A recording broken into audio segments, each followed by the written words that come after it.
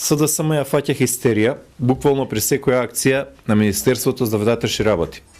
Срамно е тоа што после цели 6 години ниту една успешна акција на министерот за внатрешни работи не ја поздравија, без оглед на тоа дали се опфатени членови на ВМРО ДПМН, на СДСМ, на ДУИ, на ДПА или на луѓе кои не биле симпатизери на ниту една партија.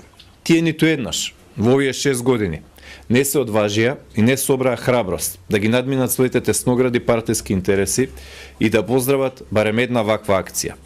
Тие упорно ги ставаат интересот на партијата пред интересот на граѓаните и државата. Во врска со полициската акција Детонатор, СДСМ треба да ги остави истражните органи сосема професионално, да си ја завршат својата работа, да си ги приберат неопходните докази и да го дадат одговорот за сите дилеми кои што се наметнуваат. Ние не се сомневаме дека институциите на системот ќе ја финишираат оваа акција до самиот крај и ќе одговараат за сторен криминал сите кои се вмешани во законните дејства, без оглед дали тоа станува збор за членови на ВМРО ДПМН, на СДСМ или се работи за луѓе кои што не се членови на ниту една партија. Впрочем, искуството покажува дека оваа гарнитура во МВР сосема совесно си ја врши работата, за разлика од времето на СДСМ, кога неказното се случуваа исчезнување на дрога од депото на МВР, атентати, рекет, огромен шверц на нафта и цигари и секој друг вид на криминал.